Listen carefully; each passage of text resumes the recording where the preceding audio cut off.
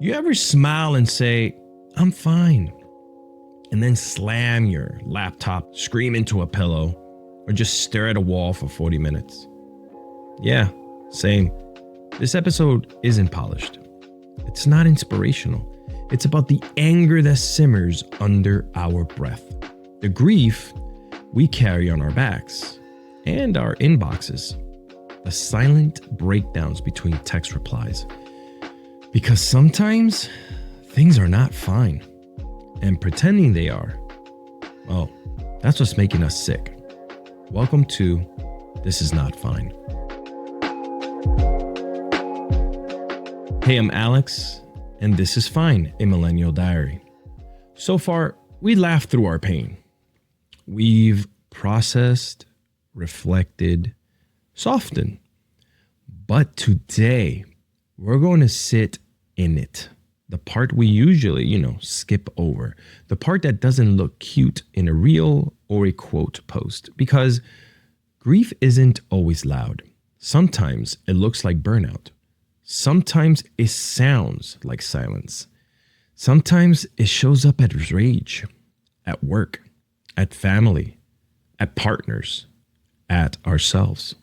So if you're holding it all in, let's let it out together. Millennials are often seen as soft, sensitive, emotional. But deep down, we're pissed off, furious at the system that failed us, at the promises we bought into: college, careers, stability, none of them that ever delivered, at the gaslighting we endured, the unpaid labor, the emotional labor, the expectation to rise above while drowning. But we were taught to suppress it, to smile, to be professional, to keep the peace. Now, it leaks out in migraines, in jaw tension, in emotional withdrawal. But that rage, it's valid. It's telling you something's not right. You're not crazy. You're carrying too much.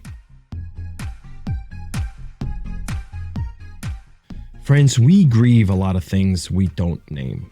Grieve the future we thought we'd have, the version of us that never got to exist, the friendships that faded, the safety we lost, the years we survived instead of lived. And grief doesn't always come with tears. Sometimes it's just numbness, detachment, apathy.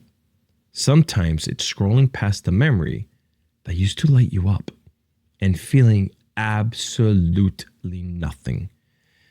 That's grief too. It doesn't mean you're broken. It means you're mourning something you didn't even realize was gone. We don't always break down in big ways. Sometimes we ghost people. Sometimes we miss deadlines. Sometimes we just shut off.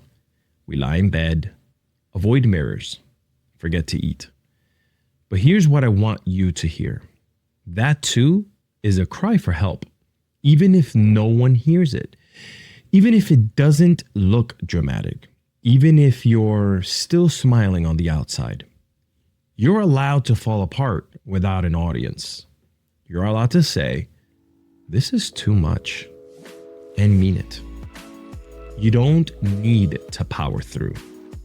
You actually need to feel it. So, here we are, in the mess. And instead of fixing it, let's name it. Let's normalize not being okay. Let's validate the rage, the grief, the meltdowns, because healing doesn't mean avoiding the hard stuff. It means moving through it without shame. Let yourself rage write in your notes app. Let yourself cry to a playlist. Let yourself cancel everything. This part isn't pretty, but it's powerful. Because when you finally stop pretending, that's when the real work begins. Not to become perfect, but to become real. Friends, this concludes our first journey here together on our diary. We close this chapter on volume 1, and we graduate over to volume 2, where all new chapters will be written. So what's next for us? What starts this brand new chapter on our next volume together? Well, let's get right into that. On our next episode, the strong friend's revenge, choosing softness, anger, and boundaries anyway. We'll talk about how to reclaim softness without feeling vulnerable, and how to let anger guide you without letting it define you. Until then, scream if you need to, cry if you can, cancel if you must. You're not too much. You're just finally feeling it.